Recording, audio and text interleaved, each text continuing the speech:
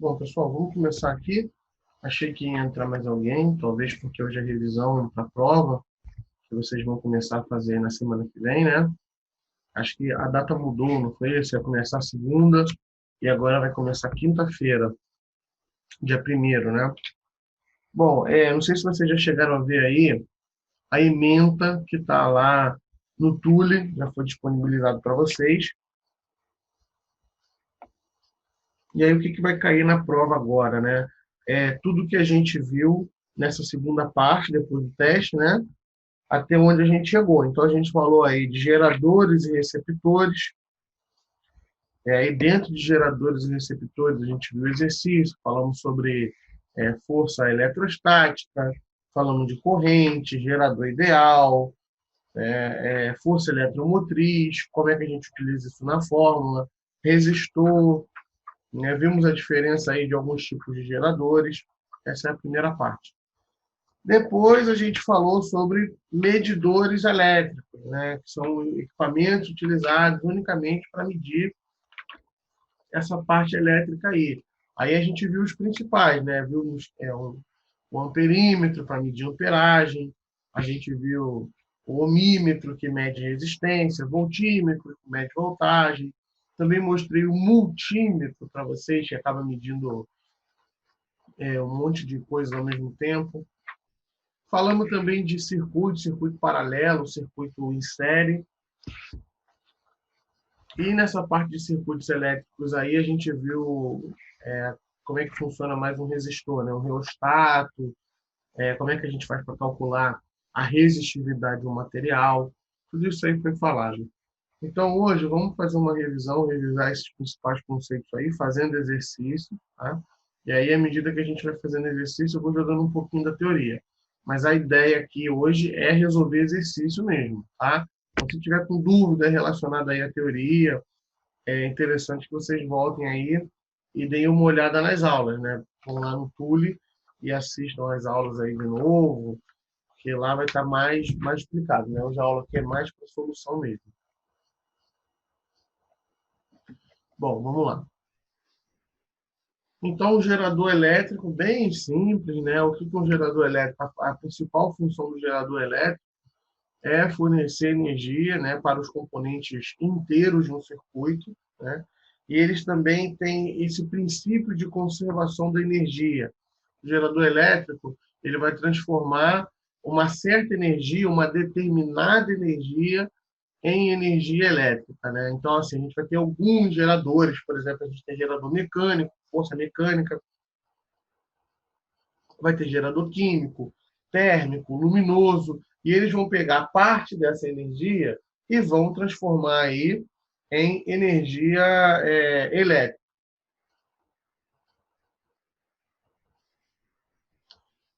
Vamos lá.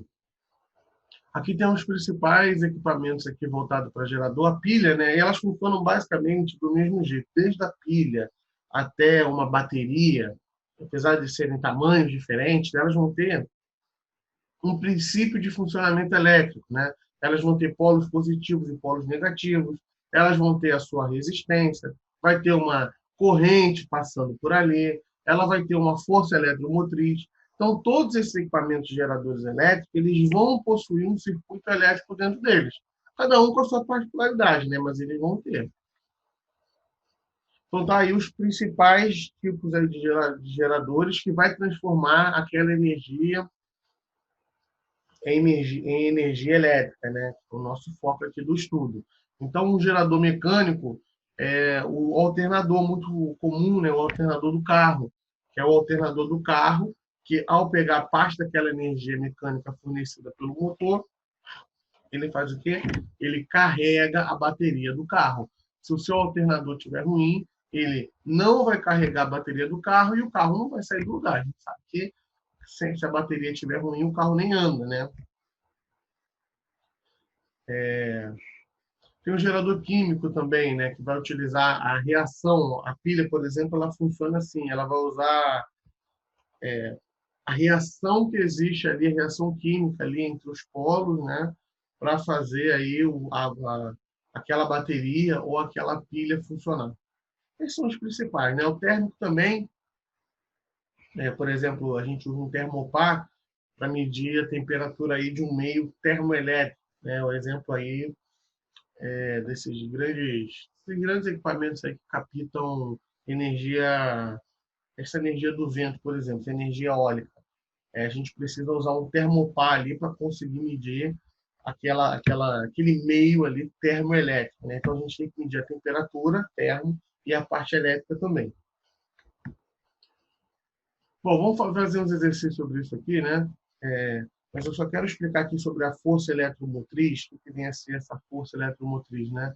Ela vai ser essa força que vai permear todo o nosso circuito, né? E vai medir em cada ponto da nossa diferença de potência.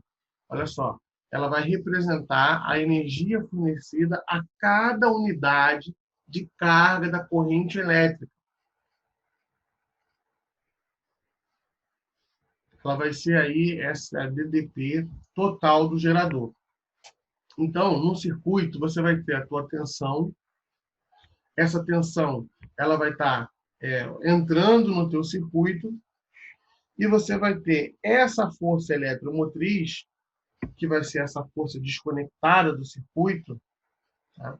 Abreviada aí como FEM, que vai fornecer a cada unidade de carga da corrente elétrica. A gente falou com mais calma aí sobre força eletromotriz. Mas imagina aí um gerador, né? Um gerador é apenas um componente desse circuito do gerador.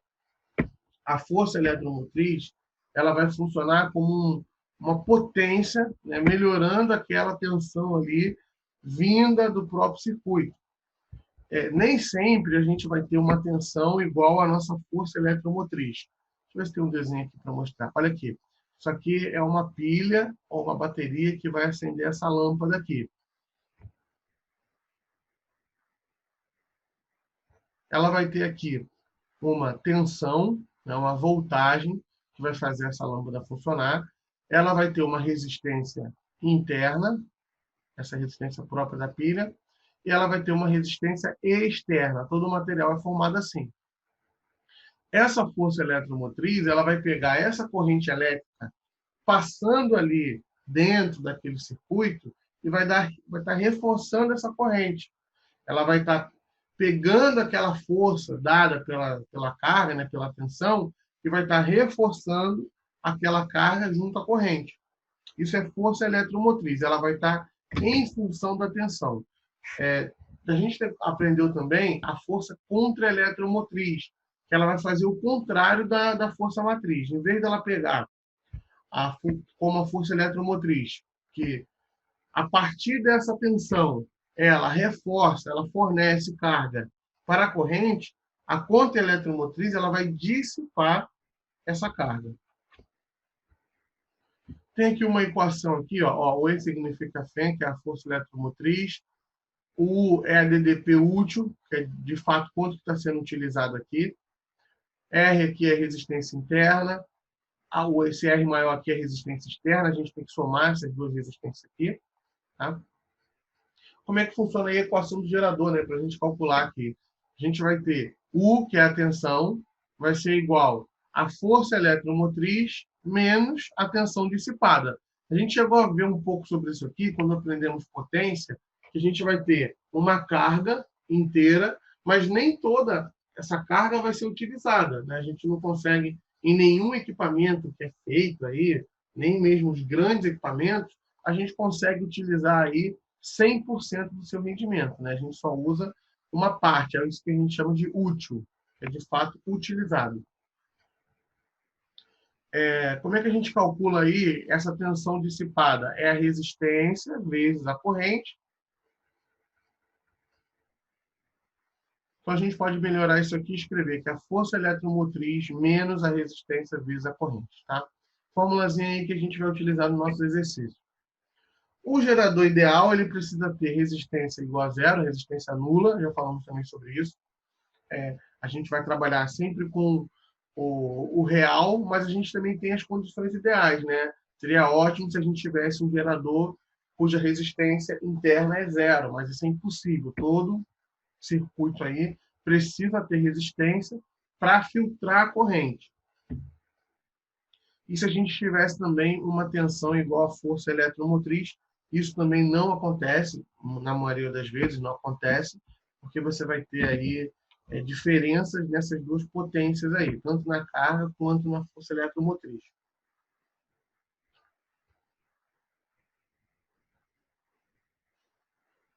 Bom, vamos praticar isso aqui para lembrar aí os conceitos aplicando as fórmulas. Olha, no circuito abaixo, um gerador de força eletromotriz de 8 volts. Ó, então tá aqui, ó, 8 volts, com resistência interna de 1 ohm, então tá aqui a resistência interna, está ligado a um resistor de 3 ohms. Então você tem a resistência interna e a resistência externa. A gente tem que somar essas resistências aqui. O que ele está querendo saber aqui? A DDP entre os terminais A e B do gerador. Então, ele está querendo saber aqui, de fato, qual é a tensão que está passando por aqui a partir dessa força eletromotriz. Vamos ver. Então, ó, aqui está a fórmula. U é igual a E menos R vezes I.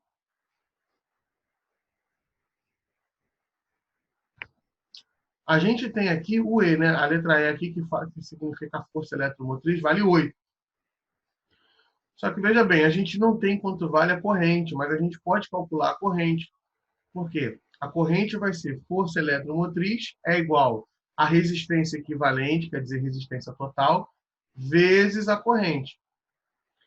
Se a força eletromotriz vale 8 e a resistência total aqui, só somar 1 ohm mais 3 ohm, isso vai dar 1 mais 3, a gente tem uma resistência total de 4 ohms. Essa aqui é a letra grega, ômega, que a gente usa para representar o resistor. Como aqui a força eletromotriz vale 8, basta substituir, então vai ficar 8 é igual a 4 vezes I, passa dividindo isso aqui, vai ficar I é igual a 8 sobre 4. Então, a corrente que passa aqui sobre esse circuito é uma corrente de 2 amperes. Para a gente calcular aqui agora o U, basta substituir, a gente já tem o E, a resistência interna e a corrente. Então, vai ficar a tensão é igual a 8 menos 1 vezes 2, multiplica primeiro. Então, a gente vai ter uma tensão aí igual a 6 volts. A tensão ela é trabalho dividido pela carga elétrica. Então, vai ser voltagem aqui. Observem aí que a força eletromotriz ela está maior do que a tensão. Então, esse aqui é um gerador real, não ideal. O ideal é quando a gente tem uma força eletromotriz igual a tensão. Que aí você vai ter certeza que você não está dissipando corrente, você não vai estar dissipando carga elétrica, né? Elas vão ter o mesmo valor. Aí, aqui vem essa questão que eu acabei de falar agora, quando a gente vai calcular o rendimento do gerador. O que vem a ser o rendimento? Ele tem uma energia total, porém ele só está usando uma parte. A gente quer saber o seguinte, que parte é essa? Quanto que vale essa parte que, de fato, esse gerador está utilizando? É essa questão da diferença entre a força eletromotriz aqui e a tensão. A gente chegou a ver rendimento na parte de potência, né? Aqui a gente vai calcular a tensão, né, sobre a força eletromotriz, vai ficar 6 sobre 8, isso vai dar 0,75 ou 75%. Então, esse gerador só utiliza 75% aí do seu rendimento. Tá? Isso é normal acontecer. Até as grandes máquinas sempre dissipam uma parte. Não tem como utilizar a energia toda. Bom, outro exercício aqui. Tem-se um gerador de força eletromotriz igual a 12 volts e uma resistência interna de 2 ohms. Determine a DDT em seus terminais para que a intensidade da corrente que o atravessa, para que a corrente que o atravessa tenha intensidade de 2 amperes. Então, aqui ele quer a DDP. Se ele está dizendo para a gente aqui que a força eletromotriz vale 12, substitui, resistência interna vale 2 e a intensidade aqui igual a 2 amperes, só substituir isso aqui, né? Multiplica, menos 2 vezes 2 vai dar menos 4. Então, a gente vai ter aqui uma tensão, né, uma voltagem aqui de 8 volts. Quando a corrente for igual a 2 amperes, a gente vai ter aqui 8 volts. E aqui ele quer saber o contrário. Qual vai ser a corrente se, por acaso, a minha tensão aumentar 2 pontos, né? Se a minha tensão aumentar de 8 volts para 10 volts, como que vai ficar a minha corrente? Bom, vamos ver aqui. Só lembrando aqui, chamando a atenção, por que que deu 8 volts ali? Porque tensão é trabalho sobre carga elétrica. Trabalho distribuído sobre carga elétrica. E aí, quando a gente tem trabalho, esse trabalho aqui é em Joule e a carga elétrica é em Coulomb. Quando a gente divide Joule por Coulomb, a gente tem volts. Aqui, ele quer saber qual vai ser o valor de I da corrente se a gente aumentar aqui a voltagem para 10 volts, é 8 e foi para 10. Basta substituir aqui, vai ficar 10 volts igual a 12 menos 2 vezes I. Esse 12 vai ter que vir para esse lado aqui, né? Ele vai ficar 10 menos 12 é igual a 2I. Isso aqui vai dar menos 2 igual a menos 2I. E pode tirar o negativo, né? Corta, tá? Se tem dos dois lados. A gente vai ter aqui uma amperagem igual a 1 ampere. Então, notem, se ele aumentar aqui a voltagem, a corrente vai diminuir.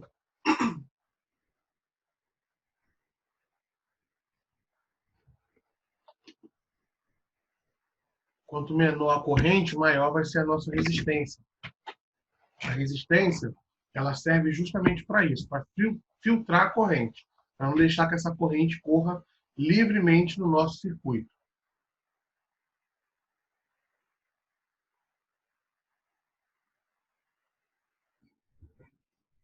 Bom, vamos fazer essa questão com gráfico aí. Também é bem tranquila. É só olhar para o gráfico e tirar as informações. Olha só. O gráfico a seguir representa a curva característica de um gerador. Cheguei a mostrar isso em alguma aula aí, como é a curva de um gerador. Analisando as informações do gráfico, determine resistência interna do gerador. Olha só.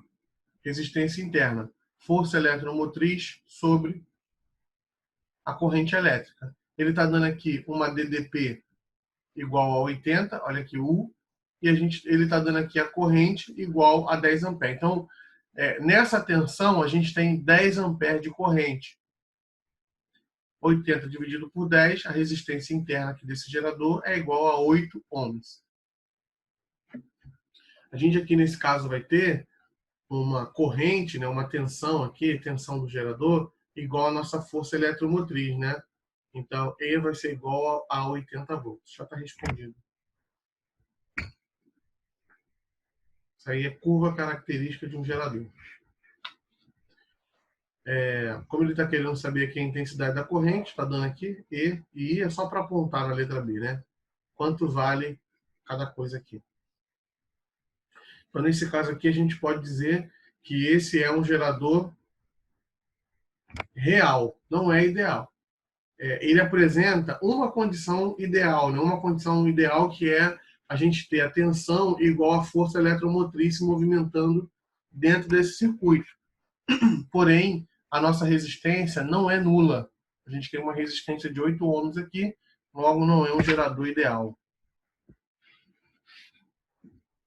Bom, uma outra parte, depois que a gente começou a falar, foi sobre medidores elétricos, né? Para que serve aí um amperímetro? Um amperímetro vai medir amperagem, vai medir intensidade da corrente elétrica. Então a gente tem aqui, ó, um circuito.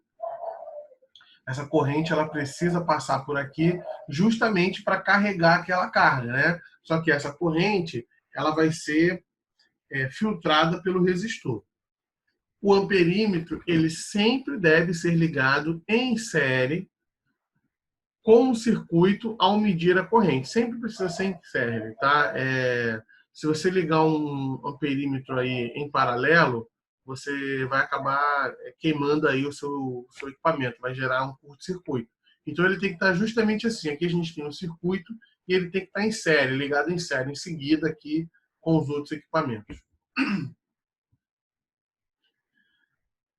Já o voltímetro, ele precisa aqui, o voltímetro é usado para medir a voltagem, né? Tensão, força eletromotriz e tal. Ele já precisa estar ligado em paralelo com a corrente, em paralelo. Então você vai ter aqui uma bateria ou uma lâmpada, o que seja, e ele vai ter que estar ligado em paralelo a esse equipamento, né? Em paralelo aí a essa corrente. Já falamos sobre isso também, né? Que o voltímetro ele calcula a voltagem e ele precisa estar ligado sempre em paralelo. Fizemos até exercício sobre isso. O ohmímetro, que é usado para medir aí resistência, né? Isso aí funciona a partir das leis de Ohm, OHM. Então ele também vai funcionar aí como um galvanômetro, né? E é o aparelho utilizado para medir a resistência elétrica de um determinado resistor. Tá? Então tem aí aqui, por exemplo, um circuito, gente, ele pode ter alguns tipos aí de resistor, tá? Não precisa ser só um ou dois, não. Isso vai depender de cada equipamento, tá? A ponte de Whetstone serve para isso mesmo, para a gente colocar aí 50, 60, 70 resistores aí, se for necessário. Isso aí vai depender de cada equipamento. Quanto maior a resistência, menor vai ser a intensidade da corrente. É isso que sempre precisa se pensar quando for criar, né, montar um equipamento. Exercício. Como é que a gente utiliza isso, né? Considere uma lâmpada incandescente de 60 watts ligada em 120 volts. Qual a corrente elétrica que um amperímetro em série com o circuito mede quando a lâmpada está ligada? Isso aqui é moleza, a gente vai ter potência e vai ter uma tensão aqui, né? E quer descobrir a amperagem. Potência é igual a corrente vezes tensão, vezes DDP. Só substituir isso aqui, a potência vale 60. I é o que a gente quer saber. E U vale 120. Passa dividindo isso aqui, vai ficar 60 dividido por 120. Watts dividido por volts, a gente vai ter 0,5 ampere. Então, esse amperímetro em série, sempre em série, quando a gente for conectar ele lá no equipamento, ele vai medir uma corrente de 0,5 ampere.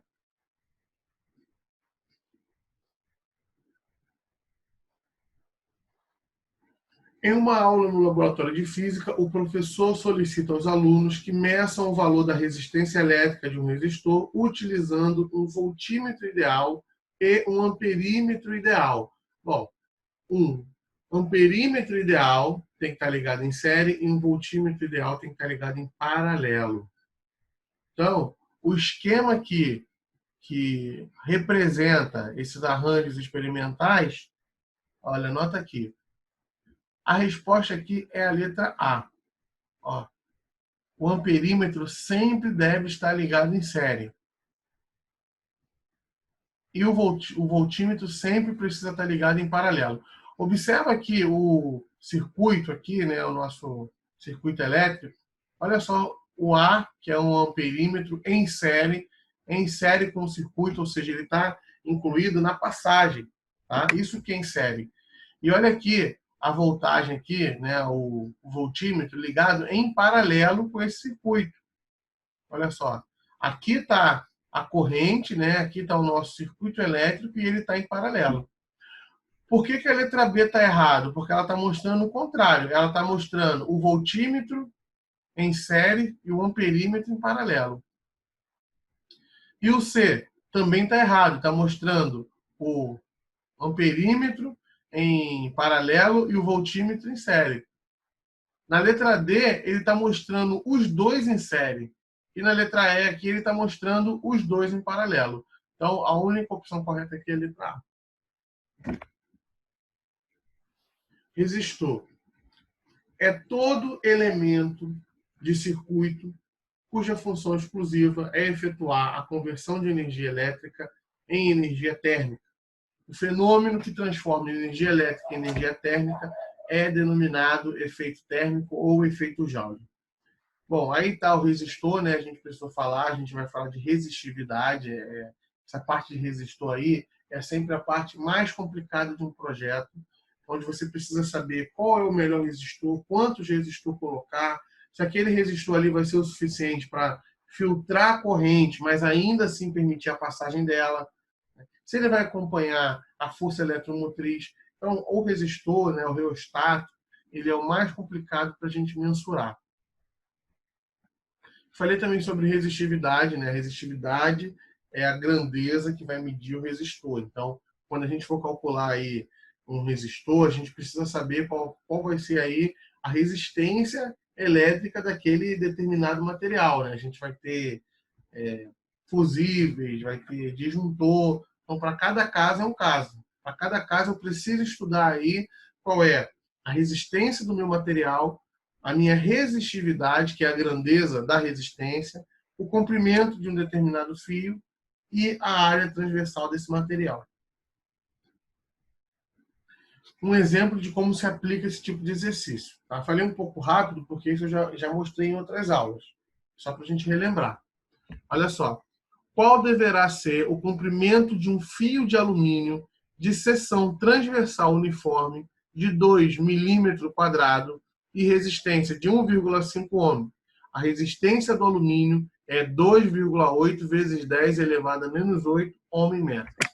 Olha só, vamos botar aqui cada item, né? O resistor aqui, a resistência vale 1,5, a resistividade 2,8, tá dando aqui. Ele quer descobrir o que? O comprimento do fio, ou seja, ele quer o L. Quanto que vale o A, que é a nossa área aqui? Ele está dando a área 2 milímetros quadrados. A gente não pode trabalhar em milímetro, né? Essa área tem que estar em metro. Aqui está tudo em metro aqui. Essa área tem que estar em metro. Então, 0,00002 metro quadrado. Faltou o quadrado aqui. E aí a gente pode escrever como 2 vezes 10 elevado a menos 6 metro quadrado. Tá? Faltou só o símbolo do quadrado aqui. Agora é aplicar na fórmula. A gente está tendo aqui a resistência, tem a resistividade, tem aqui a área, e aí quer achar o comprimento aqui, que é o L. A resistência aqui vale 1,5, a resistividade 2,8 vezes 10 elevado a menos 8. L aqui é o que a gente quer saber, e A vale 2 vezes 10 elevado a menos 6. Bom, aí tem várias formas de fazer isso aqui. Pode dividir isso aqui, né? 2,8 dividido por 2. Aqui a gente tem potência de mesma base. Aí isso aqui vai dar 1,4. 2,8 dividido por 2 vai dar 1,4. Menos 8 com menos 6 aqui vai dar 10 elevado a menos 2, L. E agora, para encontrar o L aqui, basta passar isso aqui dividindo. Vai ficar comprimento é igual a 1,5 igual a 1,4 vezes 10 elevado a menos 2.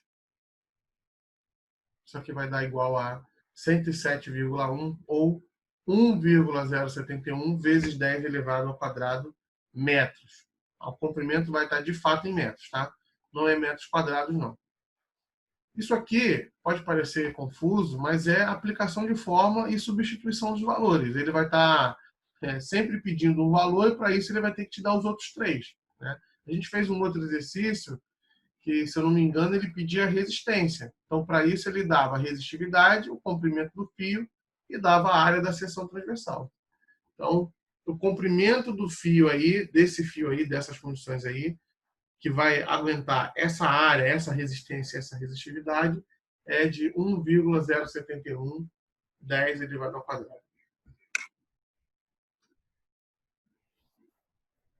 Vamos ver mais um exercício aí relacionado à resistência e resistor. Olha só, a resistência elétrica de um fio é determinada pelas suas dimensões e pelas propriedades estruturais do material. A condutividade, esse aqui é o símbolo grego que representa condutividade, caracteriza a estrutura do material de tal forma que a resistência de um fio pode ser determinada conhecendo seu comprimento, o que a gente acabou de falar, e a área da seção reta, que é a seção transversal. A tabela relaciona o material à sua respectiva resistividade em temperatura ambiente. Mantendo-se as mesmas dimensões geométricas, o fio que apresenta menor resistência elétrica é aquele feito de... Bom, olha só. O que a gente precisa pensar aqui? Quando a gente vai escolher o material que a gente precisa ter para montar o nosso circuito, ou para montar aí o nosso resistor, tudo isso aí tem que ser pensado, né? Qual que eu vou utilizar qual é a temperatura que determinado material vai estar e tal. O que vem a ser a condutividade? A gente já falamos um pouco sobre isso, né? Não voltado para essa área elétrica, mas falamos da parte térmica. Condutividade é o que conduz, né? Quanto maior for a condutividade, isso quer dizer que aquele determinado elemento, né, determinado material, ele é muito bom em conduzir eletricidade. Então, o alumínio, ele conduz, ele tem uma condutividade de 34,2. O cobre já conduz eletricidade melhor que o alumínio, é quase o dobro, né? O ferro já nem tanto, já não conduz tanto assim energia. Mas a condutividade, ela é uma grandeza que ela é o inverso da resistividade. Então, quanto maior a condutividade, menor vai ser a resistividade. Olha só, a condutividade é uma propriedade física inversa à resistividade. Tá? Então, aqui, olha só, condutividade é igual a 1 sobre resistividade. Então, quanto maior for a condutividade, menor vai ser a resistividade. Ou seja, ele está querendo saber aqui qual vai ser o fio que vai apresentar menor resistência elétrica, menor resistividade. Bom, o fio que vai apresentar menor resistividade vai ser o fio que apresentar maior condutividade. Então, quem apresenta maior condutividade aqui é a prata. Então, se ela apresenta maior condutividade, né, logo ela vai apresentar aqui menor resistividade e, por consequência, menor resistência elétrica. Quanto menor for a resistividade aqui, gente, menor vai ser a resistência. Né? Isso aqui é diretamente proporcional. Tá? Então, só uma relação aí, tranquila de entender. Maior resistividade, menor a resistência elétrica. Como o prata apresenta maior condutividade, ele vai ser aqui o fio feito de prata que vai apresentar menor resistência elétrica. Deixa eu ver se dá para fazer mais uma. Bom, falta 2 minutos para acabar aqui. Isso aqui, gente, é aplicação de fórmula. Ele está dando aqui os valores. Ó, a resistividade vale 1,72. O fio aqui tem um comprimento de 100 metros e ele quer saber a resistência. A área aqui vale 2 milímetros. Tá? A gente só vai estar convertendo essa área aqui para metro, né? Passar de milímetro para metro. Então vai ficar 0,002 ou 0. Aí tem que fazer isso aqui ao quadrado, né? Porque é uma seção transversal quadrada. Então, para a gente descobrir a área, ele não está dando a área, ele só está dando o comprimento. Tem que fazer isso aqui elevado ao quadrado. Então vai ficar a área da seção 4 vezes 10 elevado a menos 6. Joga isso aqui na fórmula. Só substituir. Ó, o P vale 1,72, o L vale 100 e o A vale 4 vezes 10 elevado a menos 6. Divide isso aqui e multiplica por isso. Então você vai ter aí uma resistência de 0,43 ohms. Bom, vou encerrar aqui. Deixa eu ver se entrou alguém depois. Acho que não. É isso aí, essa aqui foi a nossa revisão. Espero que vocês façam uma boa prova, tá? Pra ninguém ficar de recuperação, passar todo mundo direto aí do terceiro bimestre, tá bom? Obrigado, gente. Estudem, tá? Assistem aí as aulas, tentem fazer os exercícios de novo do vídeo. Não tem pegadinha na prova, não. Tá? É exatamente o que a gente viu aqui nas nossas aulas virtuais, a gente vai ver, vocês vão ver aí na prova. Tá bom? Valeu, galera. Tchau, tchau.